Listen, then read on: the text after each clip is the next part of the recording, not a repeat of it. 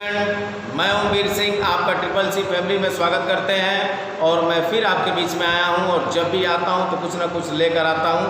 आज मैं जो लेकर आया हूं वेरी मोस्ट इम्पॉर्टेंट ये सवाल है और ये जो है आप उठा कर देखिएगा इस टाइप की जो सवाल हैं अक्सर बोर्ड एग्जाम में आते हैं, इसलिए आप लोग कहीं भी मत जाइए, मेरे साथ बने रहिए और वीडियो को अंत तक देखिए। आपको आनंद न आ जाए तो कहिएगा। आइए हम बात करते हैं सवाल की तरफ। और 0 डिग्री सेल्सियस ताप पर गरम 5% यूरिया विलयन का प्रासरण दाब आपको निकालना है। तो आइए प्रासरण दाब इसका निकालना है तो प्रासरण दाब को P से लिखते हैं और इसके पहले हम लोग लिखते हैं राउंड के नियम से। इसके पहले वाले जो पार्ट थे उसमें राउंड के नियम से हम लोग अंकित प्रश्न कर रहे थे। अगर वो पार्ट आप नहीं देखे हो तो प्लेलिस्ट में जाकर उसको आप जरूर देख लीजिए, क्योंकि वो जो पार्ट आपको बताया गया वेरी इंपॉर्टेंट, उस टाइप के सवाल जरूर ही आते हैं और ये अलग प्रकार का सवाल है। और ये जो है पहले के देखिए कितना छोटे में ये सवाल है, लेकिन है बहुत कारगर और ये वेरी इंपॉर्टेंट, एकदम डाल लीजिए बोर्ड एग्जाम के लिए वेरी इंपॉर्टेंट क्वेश्चन। आप देखेंगे कि 0 डिग्री सेल्सियस पर 5% यूरिया विलयन का प्रासरण दाब ज्ञात करना है, जबकि R का मान दिया गैस स्थिरांक होता है 0.821 लीटर प्रति केल्विन मोल, इसका मान दिया है नीचे। तो आइए बात करते हैं ताप कितना है 0 डिग्री सेल्सियस। तो ताप लिखेंगे, ताप को T से लिखते हैं और T का मान करा 0 डिग्री सेल्सियस। इसको केल्विन में बदलेंगे, यानी क्या करेंगे, टेम्परेचर निकालने के लिए 0 में क्या करिए 273 जोड़ दीजिए। अब ये हो गया डिग्री केल्विन, केल्विन में आ गया, ठीक है। इस तरह से T का मान आ गया 273 केल्विन, ठीक है। जब भी डिग्री सेल्सियस में कोई ताप हो उसको केल्विन में चेंज करते हैं और केल्विन में चेंज करने का तरीका क्या है कि सेल्सियस वाला जो मान है जो भी यहाँ रहेगा उसमें 273 जोड़ दीजिएगा तो ये सेल्सियस किसमें चेंज हो जाएगा, केल्विन में चेंज हो जाएगा। अब हम बात करते हैं यूरिया, 5% यूरिया है, इसका मतलब 100% अगर विलयन रहा हो, 100% धार रहा हो जिसमें 5% यूरिया है, इसका मतलब हमने आपको इसके पहले वाले लेक्चर में भी मैं बताया था जहाँ प्रतिशत दिया रहता है, इसका मतलब 5%, इसका मतलब यूरिया का जो भार है वो कितना है 5 ग्राम है। तो आइए यूरिया का परसेंटेज देखते हैं। यूरिया का भार देखिएगा 5% दिया है और 5% को ही क्या लिखेंगे या 5 ग्राम लिखेंगे, क्या लिखेंगे 5 ग्राम। अब लगे हाथ यूरिया का अनुपात निकालिए। तो यूरिया का सूत्र आपको इसके पहले वाले लेक्चर में भी मैं बताया था कि NH2CONH2 होता है और इसका क्या निकालना है अणुभार, और अणुभार निकालने का तरीका क्या होता है हमने आपको बताया था कि नाइट्रोजन जोड़ लीजिए, हाइड्रोजन जोड़ लीजिए और उन सभी तत्वों के परमाणु भारों का योग। तो एक 2 नाइट्रोजन है ना, यानी कि 2 नाइट्रोजन का परमाणु भार धन, नाइट्रोजन हो गया 2, अब हाइड्रोजन देखिए 2 यहाँ है, 2 यहाँ, 4 हाइड्रोजन है, तो 4 हाइड्रोजन का परमाणु भार धन। अब क्या है कार्बन है और ऑक्सीजन है तो C और प्लस क्या होगा O, यानी इनका क्या करना आपको परमाणु भार निकालना है। का परमाणु भार क्या लिखेंगे परमाणु भार। अब देखिए तो इसका अनुभार निकालने के लिए देखिए 2 गुणे नाइट्रोजन का 14 होता है, 14 रखेंगे, धन 4 गुणे हाइड्रोजन का 1 होता है और धन कार्बन का 12 और ऑक्सीजन का 16। यानी आपके सवाल में इसी तरह से एक स्टेप और लिख सकते हैं, n बराबर 14, O बराबर 16, C बराबर 12 और H बराबर 1। ये भी सवाल में दिया होगा, अगर नहीं दिया होगा तो इसको तो आपको जानना ही है, याद रखिएगा। अगर ये नहीं दिया है तो आपको जानना है। आप ज्यादातर सवाल में जहाँ भी इस तरह के सवाल आते हैं तो ये दे दिया जाता है, ठीक है, लेकिन इस सवाल में नहीं दिया था, लेकिन आपको जानना है। तो देखिए 14 दूनी 28 हो गया, 28 और 4 गुणे 28 धन 4 32, 32 12 44 और 16 मिलकर हो जाएगा 60, यानी 60 ग्राम प्रति मोल। तो आई होप इतना चीज आपको क्लियर हो रहा होगा। देखिए टेम्परेचर दिया था तो ताप को T से लिखते हैं, T बराबर 0 डिग्री सेल्सियस और इस डिग्री से चेंज करेंगे 273 जोड़ देंगे तो 273 में 0 जोड़ेंगे तो 273 होगा। अच्छा, यूरिया का जो भार कितना परसेंट दिया, 5%, 5% मतलब 5 ग्राम हो गए, ठीक है। अब NH2CO ये यूरिया का सूत्र होता है, इसका और भार निकालिए। इसके पहले वाले लेक्चर में भी मैं बताया था। तो 2 नाइट्रोजन तक 2 नाइट्रोजन का परमाणु भार धन, 2 हाइड्रोजन यहाँ 2 हाइड्रोजन यहाँ तो 4 हाइड्रोजन का परमाणु भार धन, 1 कार्बन धन कार्बन और 1 ऑक्सीजन धन ऑक्सीजन हो गया। और 2 नाइट्रोजन की जगह 14 रखेंगे, 4 हाइड्रोजन का 1 होगा परमाणु भार, कार्बन का 12, ऑक्सीजन का 16 मिला के 60 ग्राम कर दो। अब लिखेंगे चूंकि 5 ग्राम यूरिया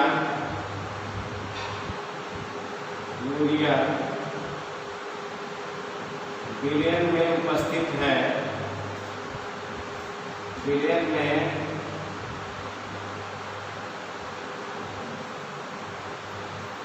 उपस्थित है बराबर 100 मिलीलीटर में, इसलिए 1 ग्राम यूरिया बिलियन में उपस्थित होगा। देखिएगा आप कहेंगे 5 ग्राम यूरिया था, 5 ग्राम यूरिया बिलियन में उपस्थित है कितना, 100 ml। तो आप कहेंगे ये कहाँ से आ गया 100 ml। तो आप बताइए जो परसेंटेज होता है वो 100 पर ही ना निकालते हैं। तो चूंकि 5 ग्राम यूरिया बिलियन में उपस्थित है तो 100% में निकालेंगे, क्योंकि 5% था ना, तो जो 100% की बात करेंगे तो 100 ml इसको लेते हैं, यानी 100 मिलीलीटर बिलियन में 5 ग्राम यूरिया बिलियन में उपस्थित है 100 मिलीलीटर में, इसलिए 1 ग्राम जब निकालिएगा तो ये 5 गुणनफल रूप में है, जब उधर जाएगा क्या होगा, बटे हो जाएगा। तो 100 बटे क्या होगा 5 का कितना हो जाएगा 20 मिलीलीटर में, कितना 20 मिलीलीटर, यानी 5 ग्राम यूरिया था 100 ml में, 1 ग्राम यूरिया कितना होगा 20 ml में, क्योंकि 1 ग्राम 20 ml यानी 20 मिलीलीटर में 1 ग्राम यूरिया था। इसी प्रकार अगर 2 ग्राम की बात करेंगे तो 20 गुनी 40 मिलीलीटर होगा, 3 ग्राम 60 मिलीलीटर होगा, 4 ग्राम 80 मिलीलीटर होगा और 5 ग्राम कितना हो जाएगा 100 मिलीलीटर। तो हमारे पास कितना ग्राम है, 60 ग्राम है, इसलिए 60 ग्राम का निकालते हैं। तो 60 ग्राम यूरिया उपस्थित है बराबर, जब 1 का निकाल जाता है क्या करते हैं, गुणा कर लेते हैं। तो 60 गुणे क्या होगा 20 और 6 12 यानी 1200 मिलीलीटर, और 1200 मिलीलीटर को यहाँ आयतन यहाँ 20 लिख दे रहे हैं, और 1200 मिलीलीटर में क्या करिए 1000 से भाग कर दीजिए तो ये हो जाएगा लीटर में। अब 1000 लीटर में हो जाएगा, 0 0 0 0 काट दीजिए, भाग करेंगे तो डी बराबर कितना 1.2 लीटर होगा, ठीक है। तो आयतन का मान यही जो उपस्थित जो है आयतन यानी 1200 मिलीलीटर हो गया। आयतन तो निकालिए। अब लिखेंगे गैस समीकरण। गैस समीकरण क्या होता है, गैस समीकरण से तो गैस समीकरण आपको बता दें कि PV बराबर RT होगा, और हमें तो निकालना क्या है, क्या निकालना, प्रासरण दाब यानी P का मान निकालना। P का मान निकालना तो P बराबर क्या होगा RT बटे क्या लिखेंगे V, और R का मान लिखिएगा गैस स्थिरांक, R का मान यहाँ दिया हुआ है तो 0.821 गुणे, और टेम्परेचर T का मान कितना 273 है, 273 है बटे, और आयतन का मान कितना था 1.2 लीटर है, 1.2 लिख देंगे। दशमलव खत्म करना है, ऊपर देखिए 3 अंक है ना, दशमलव खत्म करते हैं तो 821 गुणे 273, और नीचे देखेंगे 1000 से ऊपर नीचे पूरा होगा तो यहाँ नीचे हो जाएगा 1200, क्या हो जाएगा 1200। अब क्या करोगे, काटते हैं, 3 से कट जाएगा, 3 चौक को 12 400, 3 चौक को 12 हो गया, और 3 से काटते हैं 3 के बाद 27 और 3 एक कम थे। अब ये नहीं चलेगा, अब क्या करिए इनका गुणा कर लेते हैं। देखिए 821 का 91 गुणा कर लेते हैं, 821 गुणे 91, 1 2 8 9 एकम 9 9 दूनी 18 और 9 अट्ठे 72 72 और 1 73, 1 9 दूनी 11 और 8 16 17 और 4 और 7। देख लेंगे गुणा कर लेंगे एक एकड़ में 1 2 1 8 9 9 9 2 18 9 8 72 73 हो जाएगा। 1 2 11 8 4 17 और 3 4 और यानी कुल मिलाकर आपका मान आ जाएगा 74,711। 74,711 बटे कितना हो जाएगा 400। अब इस 400 से इसमें क्या करेंगे, भाग करेंगे। तो 74,711 में 400 से भाग करें हम, कितना बन जाएगा, तो आप देख सकते हैं कि 400 से भाग करेंगे तो 4 एक बार में ले जाए तो ये हो जाएगा 4 एकम 4 यानी 400 होगा, ये 7 होगा, 4 होगा, ठीक है। और 7 हो गया, 4 हो गया, 7 में से 3 4 घटेगा कितना हो गया 3 और एक अंक क्या उतार देंगे 4 7 28 4 32 4 माई 36 4 32 कर 4 32 ये 3200 होगा और यहाँ 2 हो जाएगा, फिर यहाँ 1 उतारेंगे और 4 से 24 4 से 24 तो ये 4 से 24 को 2400 हो जाएगा, घटा लीजिए 311 हो जाएगा। अब दशमलव बढ़ाएंगे और 4 से 28 यानी 186 आ जाएगा, 186.7 पास्कल या क्या लिख सकते हैं, पास्कल या आप लिख सकते हैं क्या जो बताया गया था पास्कल लिखेंगे या एमएम पारा लिखते हैं, क्या लिखते हैं मिलीमीटर पारा। तो आइए इस तरह से एक बार और सरासरी निकाल से समझ लेते हैं। टेम्परेचर 0 था, उसमें 273 जोड़ देंगे केल्विन में। यूरिया का मान 5% था यानी 5 ग्राम था।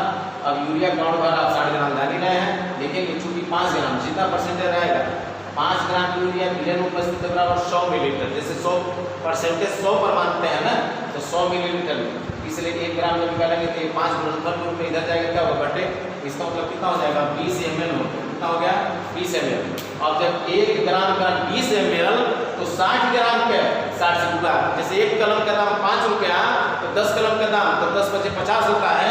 उसी तरह से 1 ग्राम यूरिया उपस्थित है 20 ml में तो 60 ग्राम यूरिया उपस्थित है 60 से गुणा कर देंगे 1200 ml। अब 1200 मिलीलीटर को क्या करेंगे, 10 से भाग कर देंगे, लीटर में आ जाएगा। और गैस सिलेंडर से क्या होता है पूरा आरटी होता है, टी का मान हमको निकालना था 20 से इधर भाग कर देंगे आरटी बटे वी, और आर का मान देखिए दिया था जिसमें 8 हुए, और टी का मान कितना था, टी का मान 273 था, वी का मान 102 था, इनका गुणा करेंगे, गुणा करके भाग करेंगे तो 186.7 पास्कल होगा। आई होप ये सवाल आपको क्लियर हो गया होगा और इस टाइप के सवाल जरूर बोर्ड एग्जाम में आते हैं, इसलिए आप इसको सावधानी से पढ़िए और लगाइए। इसी टाइप का एक सवाल और देखते हैं जो कि ये भी बोर्ड एग्जाम में आया हुआ था। 10 डिग्री सेल्सियस ताप पर 5% ग्लूकोज का सूत्र होता है C6H12O6। ग्लूकोज विलयन का प्रासरण ताप ज्ञात कीजिए और R का मान दिया 0.821 लीटर प्रति केल्विन मोल और C का मान ये परमाणु भार आपका दिया हुआ है, C का मान 12 है, हाइड्रोजन का मान और ऑक्सीजन का कितना है 16 है, ठीक है। तो आगे हम लोग बढ़ते हैं और इसको हम लोग करने का प्रयास करते हैं। सेम इसी टाइप के सवाल, यहाँ 0 डिग्री सेल्सियस था, अब कितना आ गया 10 डिग्री सेल्सियस। तो लिखेंगे ताप, ताप की बात करें तो ताप को हम कैपिटल टी से लिखेंगे और टी का मान 10 डिग्री सेल्सियस है। अब इस सेल्सियस को क्या करो केल्विन में बदल दो, तो क्या करेंगे टी बराबर 10 में 273 जोड़ दीजिए, तो 273 जोड़ देंगे तो 283 हो जाएगा और डिग्री केल्विन में, ठीक है। अब ये केल्विन में चेंज हो गया। अब बात करते हैं ग्लूकोज का, वहाँ उसमें यूरिया दिया था, इसमें ग्लूकोज है, तो ग्लूकोज का भार, उसमें यूरिया का भार 5% था, यहाँ ग्लूकोज का भार हो जाएगा 5%। 5% मतलब क्या लिख सकते हैं या 5 ग्राम, एकदम हूबहू उसी की जैसा ये सवाल है। अब बात करते हैं जैसे उसमें यूरिया का भार हम लोग लिखे थे, तुरंत उसका और भार निकाल लेते, इसी तरह से ग्लूकोज का यहाँ भार लिखे हो तो तुरंत ग्लूकोज का और भार निकाल लीजिए। तो ग्लूकोज का सूत्र है C6H12O6 का अणुभार, देखिएगा परमाणु भार कैसे निकालेंगे, 6 कार्बन है तो 6 गुणे कार्बन का परमाणु भार धन, 12 हाइड्रोजन है तो 12 गुणे हाइड्रोजन का परमाणु भार धन, 6 ऑक्सीजन है तो 6 गुणे ऑक्सीजन का परमाणु भार। और इस तरह से इनका मान निकालेंगे। 6 गुणे कार्बन का देख सकते हैं 12 दिया है धन, 12 गुणे हाइड्रोजन का 1 होता है वहाँ देखेंगे और धन 6 गुणे ऑक्सीजन का क्या है 16 है और इन सबका गुणा करके जोड़ते हैं 12 से तो 72 होगा, 72 धन 12 धन 16 छके 96, इन दोनों का योग कर लेते हैं तो देखेंगे जोड़िए तो 2 2 4 6 10, 10 को शून्य हो जाएगा और हासिल 1 होगा ना तो 9 और 1 10, 9 और 1 हासिल जो था 10, 10 1 11 और 11 सब कितना होगा 18, 180 ग्राम प्रति मोल होगा। यहाँ पर क्लियर हो गया एकदम हूबहू, जैसे यूरिया का भार निकाले थे, यूरिया का अणु भार निकाले थे, इसी प्रकार ग्लूकोज का भार निकालिए, ग्लूकोज का अणु भार, फिर वही कहानी चूंकि फिर लिखेंगे जैसे उसमें लिखे थे यूरिया का ना, इसमें लिखेंगे चूंकि 5 ग्राम यूरिया की जगह ग्लूकोज है तो लिखेंगे 5 ग्राम ग्लूकोज उपस्थित, 5 ग्राम ग्लूकोज उपस्थित है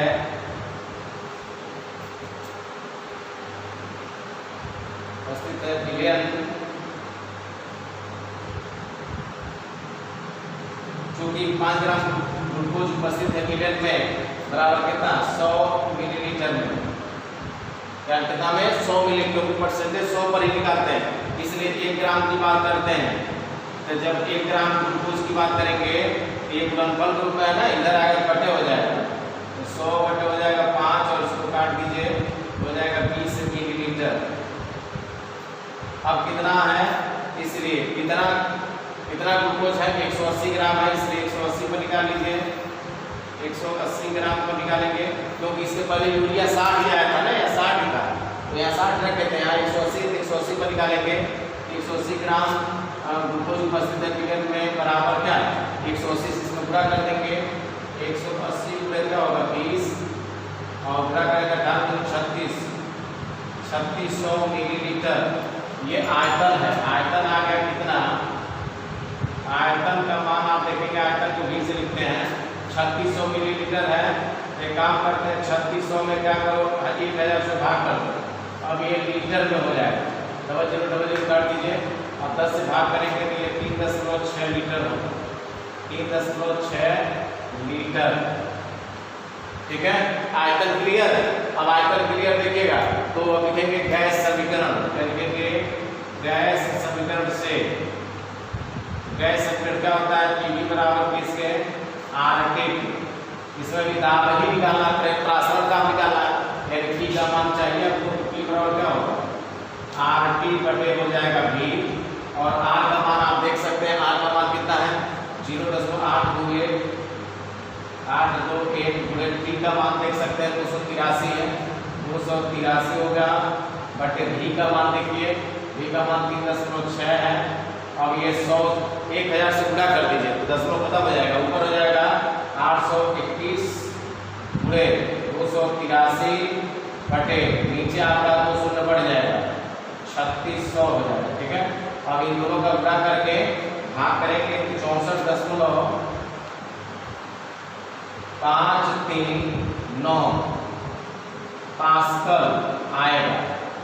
ये आप कैलकुलेट कर लेंगे तो यहाँ तक इस तरह से करेंगे, एकदम सेम तरीका, वही तरीका है जैसे यूरिया का 0 दिया था तो 0 में 273 जोड़े थे, 10 में 273 जोड़े कितना हो गया, वहाँ फिर यूरिया का भार दिया था, यहाँ ग्लूकोज का 5% है 5 ग्राम हो गया, ग्लूकोज का अणु भार निकाल 180 हो गया, फिर 5 ग्राम, यहाँ जितना रहेगा परसेंटेज जितना रहेगा वही ग्राम, या 10 ग्राम 10% रहता तो 10 ग्राम, तब लिखते 10 ग्राम ग्लूकोज, अगर 15% रहता तो यहाँ 15 ग्राम होता तो लिखते 15 ग्राम ग्लूकोज, तो 5 ग्राम था तो 5 ग्राम ग्लूकोज उपस्थित है मिलियन में बराबर 100 मिलीलीटर, क्योंकि परसेंटेज 100 पर निकालते हैं, इसलिए 1 ग्राम की बात करेंगे तो 5 नंबर का इधर बटे हो जाएगा, काट देंगे 20 हो जाएगा, इसलिए कितना ग्राम था और जो अणु भार आएगा वो यहाँ रखेंगे 180 ग्राम में करेंगे तो 180 का 20 में गुणा करेंगे 3600 में हो जाएगा, 1000 से भाग करेंगे 6 लीटर। गैस समीकरण होता है और RT याद रखेंगे, गैस समीकरण और टी का मान निकालेंगे 30/20 इस तरह से गुणा करेंगे।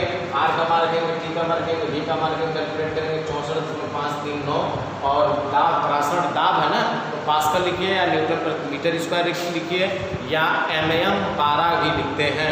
आई होप ये सवाल भी आपको क्लियर हो गया होगा। अब हम बात करते हैं कि अणुसंख्यक गुणधर्म के बारे में आपको याद होगा बताया गया था चूँकि विलयन के जो अणुसंख्यक गुणधर्म होते हैं वो किस पर निर्भर करते हैं, तो हमने आपको परिभाषा में बताया था कि विलेय पदार्थ की संख्या पर निर्भर करते हैं और अणुसंख्यक गुणधर्म ज्ञात करने के कुछ नियम बताया गया था जिसमें प्रासरण तथा प्रासरणता इन दोनों की परिभाषा हमने बता दिया था। उसके बाद अगला हमने बताया था वाष्प दाब का अवनमन, फिर उसके आगे जो है वाष्प दाब का अवनमन के बाद आपको बताया गया था क्या कहते हैं वाष्प दाब का अवनमन, वाष्प दाब का अवनमन, क्वथनांक का उन्नयन और हिमांक का अवनमन। देखिए ये 4 चीज़ में लिखवाया था, प्रासरण एवं प्रासरण दाब, वाष्प दाब का अवनमन और क्वथनांक का उन्नयन, हिमांक का अवनमन। ये जिसमें आपको एक बता दिया गया प्रासरण और प्रासरण दाब क्लियर हो गया। आज हम लोग पढ़ना वाष्प दाब का अवनमन, उसके बाद हम लोग क्वथनांक का उन्नयन पढ़ेंगे और लास्ट में आप लोग पढ़ेंगे हिमांक का अवनमन। उसके बाद आपका विलयन जो चैप्टर है वो फिनिश हो जाएगा। अब हम बात करते हैं वाष्प दाब का अवनमन क्या होता है, इम्प्रेशन ऑफ प्योर प्रेशर क्या होता है। याद रखिएगा किसी शुद्ध विलायक का जो वाष्प दाब होता है वो हमेशा अधिक होता है। किसी जो भी शुद्ध विलायक होते हैं उनका वाष्प दाब अधिक होता है, लेकिन जब विलायक में किसी विलेय पदार्थ को मिला देते हैं तो उसके वाष्प दाब में कमी हो जाती है, उसी को हम क्या कहते हैं वाष्प दाब का अवनमन कहते हैं। देखिए मैं लिखा हूँ कि किसी शुद्ध विलायक का वाष्प दाब क्या होता है अधिक होता है, किंतु जब विलायक में विलेय पदार्थ मिला देते हैं तो विलायक का वाष्प दाब क्या होता है घट जाता है। यह याद रखिएगा किसी भी शुद्ध विलायक की बात करिएगा तो जो भी शुद्ध विलायक होते हैं उनका वाष्प दाब क्या होता है अधिक होता है, लेकिन जब विलायक में किसी विलेय पदार्थ को मिला देते हैं तो उसका वाष्प दाब क्या होता है घट जाता है। इस तरह से एक परिभाषा निकलता है कि विलेय पदार्थ की उपस्थिति में, याद रखिएगा किसी विलेय पदार्थ की उपस्थिति में विलायक के वाष्प दाब में होने वाली कमी को हम क्या कहते हैं वाष्प दाब का अवनमन। देखिए मैं परिभाषा लिखा हूँ, विलेय पदार्थ की उपस्थिति में विलायक के वाष्प दाब में होने वाली कमी को हम क्या कहते हैं वाष्प दाब का अवनमन। एक बार और मैं क्लियर करना चाहता हूँ कि शुद्ध विलायक का वाष्प दाब क्या होता है अधिक होता है, किंतु जब विलायक में किसी विलेय पदार्थ को मिला देते हैं तो उसका वाष्प दाब क्या होता है घट जाता है। इस तरह से एक परिभाषा निकल कर आता है कि किसी विलेय पदार्थ की उपस्थिति में विलायक के वाष्प दाब में होने वाली कमी को वाष्प दाब का अवनमन कहते हैं। अब फिर हमने लिखा है यदि किसी शुद्ध विलायक का वाष्प दाब हमेशा P0 से लिखते हो और विलयन का वाष्प दाब किससे लिखते हो PS से, क्योंकि सॉल्यूशन होता है इसलिए दाब सब विलयन का है तो PS लिख देते हैं, ठीक है।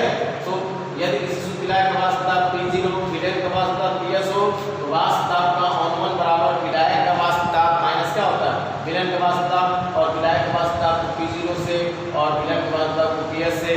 और राउल्ट के नियम में भी आप लिखे थे P0 माइनस PS बटे P, वो आपेक्षिक अवनमन था, ठीक है। ये आपेक्षिक अवनमन नहीं है, केवल वाष्प दाब का अवनमन है। तो विलायक के वाष्प दाब में से विलयन के वाष्प दाब को क्या करते हैं घटा देते हैं। तो इस तरह से इसकी ये भी आपका क्लियर हो जाता है। और परिभाषा एक बार और समझ लीजिएगा, शुद्ध विलायक का वाष्प दाब अधिक होता है और जब किसी विलायक में किसी विलेय पदार्थ को मिला देते हैं तो उसका वाष्प दाब बढ़ जाता है। और इस तरह से एक निष्कर्ष निकलता है कि किसी विलेय पदार्थ की उपस्थिति में विलायक के वाष्प दाब में होने वाली कमी को हम क्या कहते हैं वाष्प दाब का अवनमन कहते हैं। आई होप ये इतना चीज आपको क्लियर हो गया होगा।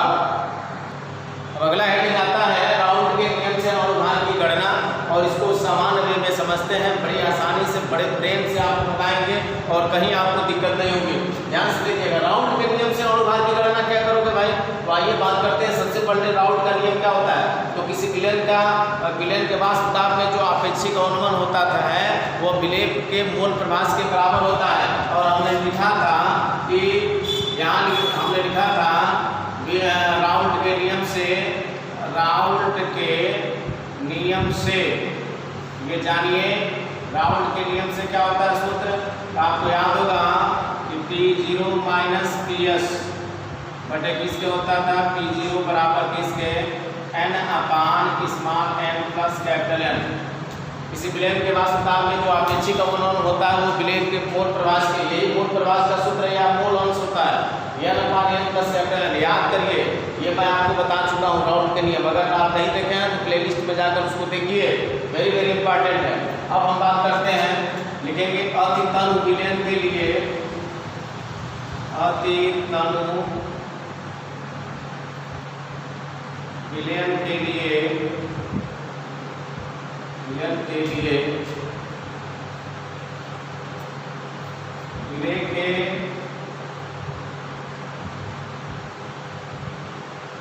विलेय के मोलों की संख्या,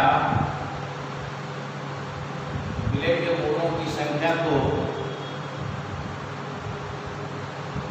नगण्य माना जा सकता है। ध्यान दीजिएगा, अगर विलेन अति तनु होगा, तनु तो होता ही है, इसमें पानी की मात्रा अधिक हो जाती है, अति तनु माना बहुत ही एकदम अति तनु विलेन अगर होगा तो उस कंडीशन में विलेय के मोलों की संख्या को क्या मान सकते हैं, नगण्य माना जा सकता है। अतः इसको बना लेते संकड़े, अतः उपरोक्त समीकरण में, उपरोक्त समीकरण में small n plus capital N के स्थान पर कैपिटल N लिखा जा सकता है। ध्यान दीजिएगा, अति तनु विलेन के लिए, अति तनु विलेन जब होगा तो विलेन की मोलों संख्या को क्या मान लेते हैं, नगण्य मान लेते हैं, और उस कंडीशन में उपरोक्त समीकरण में small n plus capital N की जगह हम क्या लिख सकते हैं, कैपिटल N लिख सकते हैं। अब क्या लिखेंगे, समीकरण 1 से, समीकरण 1 से क्या होगा, इस तरह से निष्कर्ष निकलता है P0 माइनस PS बटे P0 बराबर स्मॉल n तो रहेगा ही वहाँ, और small n plus capital N, इन दोनों के साथ क्या लिखेंगे, कैपिटल N लिखेगा। इसको बना देते हैं समीकरण नंबर 2, फिर लिखेंगे यदि विलेय का भार, यदि विलेय का भार स्मॉल w तथा अणु भार कैपिटल स्मॉल m हो, स्मॉल m हो, तब ये ध्यान दीजिएगा, विलेय छोटा होता है तो इसके भार को स्मॉल w से, इसका अणु भार को स्मॉल m से। यदि विलेय का भार स्मॉल w और अणु भार स्मॉल m हो तो विलेय के मोलों की संख्या, तो तब विलेय के मोलों की संख्या, तब विलेय के मोलों की संख्या, मोलों की संख्या को स्मॉल n से लिखते हैं, और स्मॉल n का सूत्र क्या होता है, भार बटे अनुभार। याद करिए, भार बटे क्या होता है, अनुभार। इस तरह से देखेंगे तो मोलों की संख्या को n से लिखेंगे, और भार क्या है, स्मॉल w है, और अनुभार क्या है, स्मॉल m, स्मॉल w बटे स्मॉल m। फिर इसी प्रकार क्या करेंगे, इसी प्रकार विलायक की बात करते हैं, इसी प्रकार यदि विलायक का भार क्या हो, कैपिटल W तथा अणुभार कैपिटल M हो, तब विलायक के मोलों की संख्या, तब विलायक के मोलों की संख्या निकालोगे, विलायक के मोलों की संख्या इसे लिखोगे कैपिटल N से, यहाँ भी सूत्र वही होगा, भार बटे अणुभार, भार बटे अणुभार। अब इस तरह से देखेंगे तो n बराबर भार का मान क्या है, अब भाई विलायक की बात है तो सब कैपिटल होगा, तो भार को लिखेंगे कैपिटल W बटे अणुभार को कैपिटल N। अब करना क्या है, स्मॉल n और कैपिटल N के मान कहाँ रख देना, समीकरण नंबर 2 में। तो लिखेंगे स्मॉल n व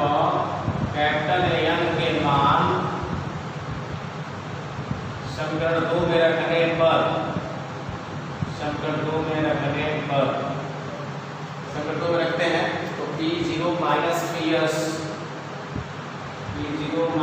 PS बटे P0 बराबर स्मॉल m की जगह क्या लिखोगे, स्मॉल w बटे स्मॉल m बटे और कैपिटल M की जगह देखिए कैपिटल L की जगह क्या रखोगे, कैपिटल W बटे कैपिटल M।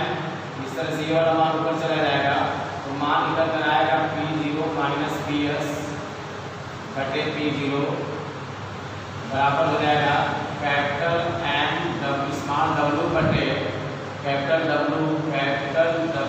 Small m। इस तरह से राउंड के नियम से और भार की हम लोग गणना करेंगे। तो एक बार सरसरी विकास से देख लेते हैं। पहला था कि राउंड के नियम से और भार की गणना कैसे करेंगे। तो सबसे पहले विलयन के मास पदार्थ जो राउंड का नियम कहता है कि किसी विलयन के मास पदार्थ में अपेक्षिक अवनमन विलेय के मूल प्रभास के बराबर होता है, अर्थात P0 माइनस PS बटे P0 बराबर n बटे small m plus capital M। अगर विलयन अति कम होगा यानी अति कम विलयन के लिए ये याद रखेंगे कि विलय के मूलों की संख्या को नगण्य मान लेते हैं। अतः उपरोक्त समीकरण में small m plus capital N के स्थान पर हम क्या लिख सकते हैं, कैपिटल N लिखेंगे या स्मॉल m को छोड़ देंगे तो P0 माइनस PS बटे P0 बराबर स्मॉल m तो वही है और n small m plus capital M की जगह हमको क्या लिखना है, कैपिटल M। फिर लिखेंगे यदि विलय का भार स्मॉल w और भार क्या स्मॉल m हो तो विलय के मूलों की संख्या का सूत्र होता है भार बटे अनुभार और n बराबर भार स्मॉल w से और भार स्मॉल m से। इसी प्रकार यदि विलायक का भार कैपिटल W और अनुभार कैपिटल M हो तो विलायक की मूल संख्या निकालोगे भार बटे अनुभार कैपिटल M और भार कैपिटल W और अनुभार कैपिटल M है। अब L और स्मॉल L वहाँ देखेंगे कहाँ स्मॉल L यहाँ है और कैपिटल N यहाँ है। इन दोनों के मान कहाँ रखेंगे, समीकरण नंबर 2 में रखिएगा। P0 माइनस PS बटे P0 बराबर स्मॉल m की जगह क्या रखोगे, स्मॉल m का मान स्मॉल w बटे स्मॉल m और कैपिटल L की जगह क्या होगा, कैपिटल W बटे कैपिटल M ऊपर जाएगा तो कैपिटल M स्मॉल w और इसका पूरा कैपिटल W स्मॉल m। तो इस तरह से ये आपका राउंड के नियम से हमने और भार की गणना कर लिया और आई होप ये जो डेरिवेशन था वो आपको अच्छे से समझ में आया होगा। बस ऐसे ही आप वीडियो को देखते रहिए और अधिक से अधिक जो लाइक करिए, सब्सक्राइब करिए और शेयर करिए जिससे अधिक से अधिक बच्चे इसका लाभ उठा सकें। फिर हम लोग मिलते हैं नए उत्साह के साथ, तब तक के लिए थैंक यू।